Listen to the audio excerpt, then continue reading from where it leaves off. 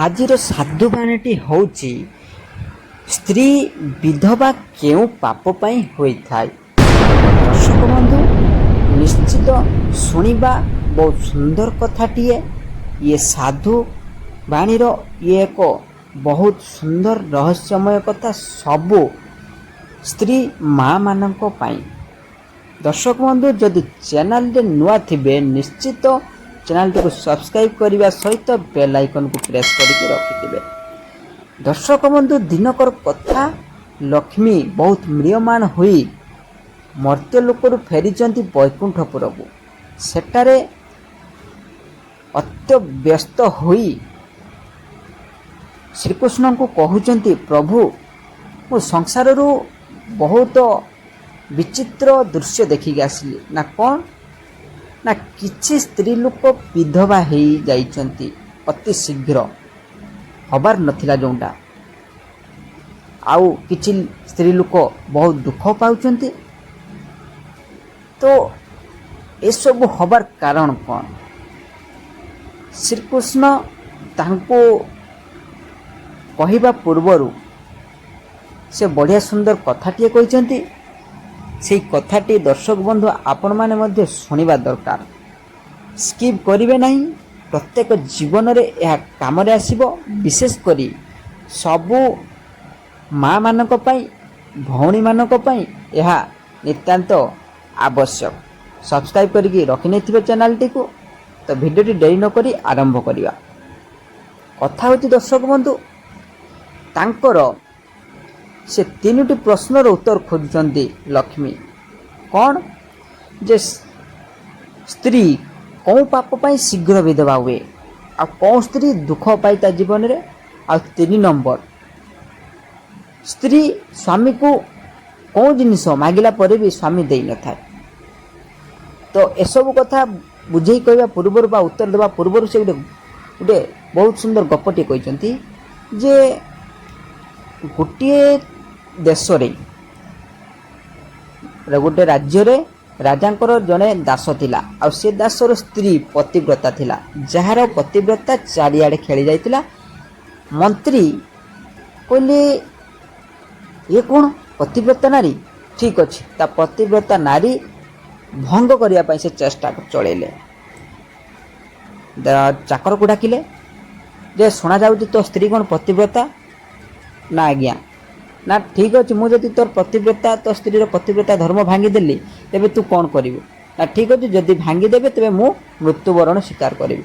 ନା ଠିକ୍ ଅଛି, ଯଦି ଆପଣ ନ ଭାଙ୍ଗି ପାରିଲେ? ନା ଆପଣ ଯଦି ନ ଭାଙ୍ଗି ପାରିବେ, ରାଜା ଆଗରେ ରାଜା ମନ୍ତ୍ରୀକୁ ମଧ୍ୟ ମୃତ୍ୟୁଦଣ୍ଡ ଦେବେ। କଥା ସରିଗଲା। କଥା ସରିବା ପରେ ମନ୍ତ୍ରୀ ଟିକେ ଖଳୁଆ ପ୍ରକୃତିର ଲୋକ, ସେ ଗୋଟିଏ ଦୂତୀକୁ ଧରିଲା। ସେ ଦୂତୀକୁ କ'ଣ କହିଲା, ତୁ ଯାଇକି ସେଠି ଏମିତି ତୁ ତା ଆଗରେ ମାନେ ଇଏ କରିବୁ, କଥା କହିବୁ ଯେମିତି ସିଏ ମୋ ପ୍ରତି ଆକୃଷ୍ଟ ହୋଇଯିବ, ମନ୍ତ୍ରୀ ପ୍ରତି। କିନ୍ତୁ ଦୂତୀ କହିଲା, ନା ସିଏ ପ୍ରତିବ୍ରତା ନାରୀ, ସେ ଏସବୁ କଥାରେ ମାନିବ ନାହିଁ। ତେଣୁ ମନ୍ତ୍ରୀ ଆଉ ଗୋଟେ ମାନେ ଖଳ ପ୍ରକୃତିର ଲୋକ ନା, ସିଏ ପୁଣି ମନ୍ଦ ଗୋଟେ ଚିନ୍ତାଧାରା ନେଲେ। ମନ୍ଦ ଚିନ୍ତାଧାରା କ'ଣ ଥିଲା? ଆଜ୍ଞା, ଦୂତୀକୁ କହୁଛନ୍ତି, ମୁଁ ତୋତେ ପଇସା ପତ୍ରରେ ପୁରା ମାଲାମାଲ କରିଦେବି, କିନ୍ତୁ ତୁ ଆପାତ ନହେଲେ ଆଟଲିଷ୍ଟ ଏତିକି କରିକି ମୋତେ ତୁ ଦେ। କ'ଣ? ଆଜ୍ଞା, ଯେ ତୁ ମୋତେ ଏତିକି ଦେଇପାରିବୁ। ଦେଖ, ତାର ପଟୁବାର ମାଗିଛି ସିଏ, ଆଉ ଗଦାର ମାଗିଛି, ତ ଏଇଟା ଦେଇପାରିବୁ। ନହେଲେ ଆଉ ଗୋଟେ ଜିନିଷ କ'ଣ ଦେଇପାରିବୁ? ଆଉ ଗୋଟେ କହିପାରିବୁ ମୋତେ ଯେ ତାର କିଛି ଯେଉଁ ପ୍ରାଇଭେଟ୍ ପାର୍ଟ ଗୁଡ଼ାକରେ କିଛି ଯାହାକି ଗୁପ୍ତ ତଥ୍ୟ ମୋତେ ଦେଇପାରିବୁ। ସେ ଗୁପ୍ତ ତଥ୍ୟକୁ ମୁଁ ତାର ସ୍ୱାମୀକୁ କହିଲେ ତା ସ୍ୱାମୀ ବିଶ୍ୱାସ କରିବ ଏବଂ ସେ ଭାବିବ କି ନା ତାର ପତିବ୍ରତା ଧର୍ମ ଯାଇଛି ବା ନଷ୍ଟ ହୋଇଯାଇଛି ବୋଲି। ଠିକ୍ ଅଛି। ତ ଦୂତୀ କ'ଣ କଲା, ପହଞ୍ଚିଗଲା ଯାଇକି ତା ଘରେ। ପହଞ୍ଚି ଯାଇକି କହୁଛି, ମୁଁ ତୁମର ପିଇସି ହେବି। ସେ କହୁଛି, ମୁଁ ତ ଜାଣିନି ଆଜ୍ଞା, ଆପଣ କିଏ? ମୁଁ ବି, ମୋତେ ମୋ ସ୍ୱାମୀ ବି କହିନାହାନ୍ତି ଆପଣ ପିଇସି ହେବେ କେମିତି? ନା ମୁଁ ସେ ପିଇସି ହେବି। ତ ଏମିତି କହିକି ସେ କିଛି ଚଳଚଞ୍ଚଳତା କଥା କହିକି ସେ ସେଠି ରହିଲା। 2 ଦିନ ରହିଲା। 2 ଦିନ ରହିବା ପରେ ସେ କ'ଣ ହେଇଛି, ଦିନକର କଥା, ସ୍ତ୍ରୀ ଲୋକଟି ଗାଧୋଇବା ପାଇଁ ଯାଇଛି। ସେହି ସମୟରେ ଦୂତୀ ମଧ୍ୟ ଯାଇଛି। ଏବଂ ସେ କହୁଛି ମୁଁ ଚାଲ ମୁଁ ତତେ ତୋର ଦେହ ମଳି ଛଡ଼େଇ ଦେବି। ସେ ମନା କରିବା ସତ୍ତ୍ୱେ ବି ମଧ୍ୟ ସେ ଯାଇଛି। ଆଜ୍ଞା ସେଇଠି ସେ କ'ଣ କରିଛି ନା ତା ମୁହଁରେ ଜଳ ଢାଳି ଦେଇଛି। ସେହି ସମୟରେ ସେ ଆଖି ବୁଜିଦେବା ସମୟରେ ସେ ତା'ର କିଛି ଗୁପ୍ତ ଯେଉଁ ଚିହ୍ନ ଗୁଡ଼ିକ ସେ ଦେଖିଛି। ତାପରେ ସେସବୁ ଆସି ମନ୍ତ୍ରୀ ପାଖରେ କହିଛି, ଆଉ ପଟୁଆର ଗଦାର ମଧ୍ୟ ଆଣିକି ଦେଇଛି। ଦେଖନ୍ତୁ କେତେ ଖରାପ କାମ ସେ କରିଛି ଦୂତି। ଠିକ୍ ଅଛି, ମନ୍ତ୍ରୀ ପାଖରେ କହିବା ପରେ ମନ୍ତ୍ରୀ ଯାଇକି ତା'ର ରାଜ ଦରବାରରେ ରାଜାଙ୍କ ଆଗରେ ଏସବୁ କଥା ଉତ୍ଥାପନ ହେଇଛି। ଚାକରକୁ ମନ୍ତ୍ରୀ ଏହିସବୁ କଥା ଯେତେବେଳେ କହିଛି, ଚାକର ଜଣକ କହିଛି, ଆଜ୍ଞା ଏଇଟା ସତ୍ୟ କଥା, ମୋ ସ୍ତ୍ରୀର ଏଇ ଜାଗାରେ ଏଇ ଚିହ୍ନ ଅଛି। ତ ଠିକ୍ ଅଛି, ସର୍ତ୍ତ ମୁତାବକ ଚାକରକୁ ଫାଶୀ ଦିଆଯିବ। ମୃତ୍ୟୁଦଣ୍ଡାଦେଶ ହେଇଛି। ସେ ଯେହେତୁ ନିଜେ ସ୍ୱୀକାର କରିଛି। ଯେତେବେଳେ ମୃତ୍ୟୁଦଣ୍ଡ ଦିଆଯିବ ତା ପୂର୍ବରୁ ଶେଷ ଇଚ୍ଛା ପୂରଣ କରାଯାଏ। ସିଏ ତା'ର ସ୍ତ୍ରୀକୁ ଦେଖା କରିବା ପାଇଁ କହିଛି। ତା ସ୍ତ୍ରୀ ଆସିଛି ତା ପାଖକୁ।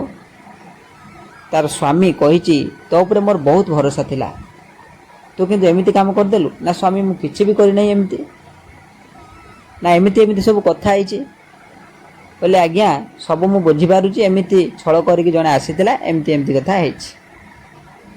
ତ ସ୍ୱାମୀ ତ ବୁଝିଲା ନାହିଁ, ତାକୁ ମୃତ୍ୟୁଦଣ୍ଡ ଦିଆଯିବ। କିନ୍ତୁ ତା ପୂର୍ବରୁ ସ୍ତ୍ରୀଟି ଗୋଟେ ଚତୁରତାର ସହିତ ନର୍ତ୍ତକୀ ସାଜି ରାଜ ଦରବାରକୁ ଯାଇଛି। ସେଠାରେ ନୃତ୍ୟ କରିଛି। ନୃତ୍ୟ କରିସାରିବା ପରେ ଭଲ ନୃତ୍ୟ ଯିଏ କରେ ତାକୁ ପୁରସ୍କାର ଦିଆଯାଏ, ରାଜା ଦିଅନ୍ତି। ଇଏ ମୁହଁ ଓଢ଼ଣା ଢାଙ୍କି ଆସିକି ନୃତ୍ୟ କରିଛି। ନୃତ୍ୟ କରିବା ପରେ ଶେଷରେ ରାଜା ଯେତେବେଳେ ତାକୁ ପୁରସ୍କାର ଦେବେ, ସେହି ପୁରସ୍କାର ବଦଳରେ ସେ ମାଗିଛି, କ'ଣ ମାଗିଛି ଆଜ୍ଞା? ଯେ ଏ ମନ୍ତ୍ରୀକୁ ଶାସ୍ତି ଦିଆଯାଉ। କାହିଁକି ନା ସିଏ ମୋ ପାଖରୁ ମୁଦ୍ରା ଚୋରି କରିଛି। ମନ୍ତ୍ରୀ କହୁଛି, ନାଇଁ ଆଜ୍ଞା ମୁଁ କିଛି ଚୋରି କରିନାହିଁ, ମୁଁ ଜାଣେ ବି ନାହିଁ ଏ ମହିଳାକୁ, ତା'ର ମୁହଁ ବି ମୁଁ ଦେଖିନାହିଁ। ସେଇଠି ମହିଳା ଜଣକ କହୁଛନ୍ତି ରାଜ ଦରବାରରେ, ରାଜା ଆଜ୍ଞା ଯଦି ସେ ମୋ ମୁହଁ ଦେଖିନାହାନ୍ତି, ମୋତେ ଜାଣିନାହାନ୍ତି, ତେବେ କେମିତି ସିଏ ମୋର ଗୁପ୍ତ ତଥ୍ୟ ଜାଣିଲେ? ଆଉ ପଟୁଆର ଗଦାର କେମିତି ପାଇଲେ? ଆଜ୍ଞା ସବୁ ସତ୍ୟ କଥା ସେଠି ଜଣା ପଡ଼ିଗଲା। ସେଇଠି ରାଜା ମନ୍ତ୍ରୀକୁ ମୃତ୍ୟୁଦଣ୍ଡ ଦେଇଛନ୍ତି ଏବଂ ତା'ର ସ୍ୱାମୀକୁ ଖୁଲାସ କରିଛନ୍ତି। ଗପ ସରିଗଲା। ଚଳଚଞ୍ଚଳତା କରିଥିବା ମନ୍ତ୍ରୀ ଶେଷରେ ମୃତ୍ୟୁ ଦଣ୍ଡ ପାଇଛି। ଇଏ ହେଉଛି ଶ୍ରୀକୃଷ୍ଣ କହୁଛନ୍ତି ଲକ୍ଷ୍ମୀଙ୍କ ଆଗରେ ଛୋଟିଆ କଥାଟିଏ ବା ଗଳ୍ପଟିଏ କହିଛନ୍ତି। ତାପରେ ସେ ସେଇଟାରେ କହୁଛନ୍ତି, ହେ ପ୍ରିୟେ ଏଥର ବୁଝିପାରିଲ ନା କ'ଣ ପ୍ରଭୁ? ଯେ କେଉଁ ସ୍ତ୍ରୀ ଅତି ଶୀଘ୍ର ବିଧବା ହୁଏ, ସିଏ କହିଛନ୍ତି ସେଇଠି ଯେ ଯେଉଁ ସ୍ତ୍ରୀ ତା'ର ସ୍ୱାମୀର ନାମ ନ ନେଇକି ସିଏ ତାଙ୍କୁ ଡାକିଥାଏ। ଜାଣିଥିବେ ଯେତେବେଳେ ସେ ରାଜାଙ୍କ ଆଗରେ ସ୍ତ୍ରୀ ଲୋକଟି କହିଛି, ତା'ର ପତି ଧର୍ମ କଥା ସେ କହିଛି ଯେ ଏମିତି ମୁଁ ତାକୁ ନାଁ ନ ଧରିକି ମୁଁ ମଧ୍ୟ ତାକୁ ଡାକେ, ବହୁତ ସମ୍ମାନ କରେ, ବହୁତ ଭକ୍ତି କରେ। ଆଜ୍ଞା ତ ସେଇ ଜିନିଷଟା ସେ କହୁଛନ୍ତି ଯେ ସିଏ ସେଇ ସ୍ତ୍ରୀ ଜଣ କହୁଛି ପତିବ୍ରତା ବା ସେଇ ସଦବା ହେଇକି ରୁହେ। କାହିଁକି ନା ସେ ତା'ର ସ୍ୱାମୀ ପ୍ରତି ଭକ୍ତି ଥାଏ, ଶ୍ରଦ୍ଧା ଥାଏ ଏବଂ ନାମ ନ ନେଇକି ମଧ୍ୟ ସେ ତାଙ୍କର କଥାବାର୍ତ୍ତା ଠାର ଦ୍ୱାରା ହେଇଥାଏ। ଯେମିତି ତା'ର ନାମ ନ ନେଇକି ଜାଣିଥିବେ ଗାଁ ଗହଳିରେ ସବୁ ଡାକ ହୋଇଥାଏ। ଆଜ୍ଞା ସେଇ ହିଁ ସଦବା ରୁହେ। ଆଉ ଶୀଘ୍ର କିଏ ବିଧବା ହୁଏ? ନା ଶୀଘ୍ର ସେଇ ସ୍ତ୍ରୀ ଲୋକ ହିଁ ବିଧବା ହୁଏ ଯିଏ ସ୍ୱାମୀର ନାମ ନେଇକି ଡାକିଥାଏ। ଆଉ ସେଇ ସ୍ତ୍ରୀ ଲୋକ ଦୁଃଖ ପାଇଥାଏ। କିଏ ଦୁଃଖ ପାଇଥାଏ? ନାମ ନେଇକି ସହିତ ସବୁବେଳେ ସ୍ୱାମୀକୁ କଟୁ କଥା କହିବା, ଭକ୍ତି ନ କରିବା, ଏହିସବୁ ଦୁଃଖ ପାଇଥାଏ। ଆଉ 3 ନମ୍ବର ପ୍ରଶ୍ନର ଉତ୍ତର କ'ଣ କହିଛନ୍ତି? ଯେ କେଉଁ ଜିନିଷ ମାଗିଲେ ବି ଦେନେ ଆଜ୍ଞା, ସେ ହେଉଛି ଗାଳି। ଆଜ୍ଞା केबे भी जानिथिबे प्रत्येक स्त्री स्वामी को गाली देवा उचित नुहे। श्रद्धा भक्ति करंतु देखिबो आपण पति धर्म पालन करंतु आपण सुख शांति रे रहिबे।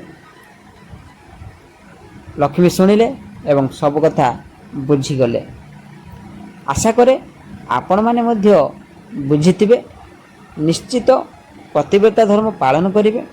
आजिर ए साधु कथारे ए साधु बाणी रे ये गोटे छोट प्रयास जे समस्ते पतिव्रता हूँ।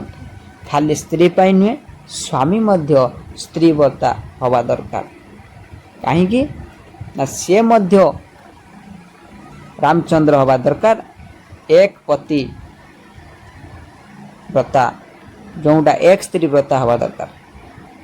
ठीक अच्छे वीडियो भल लगता है जदि निश्चित लाइक और शेयर करेंगे। जय जगन्नाथ जय जगन्नाथ जय जगन्नाथ।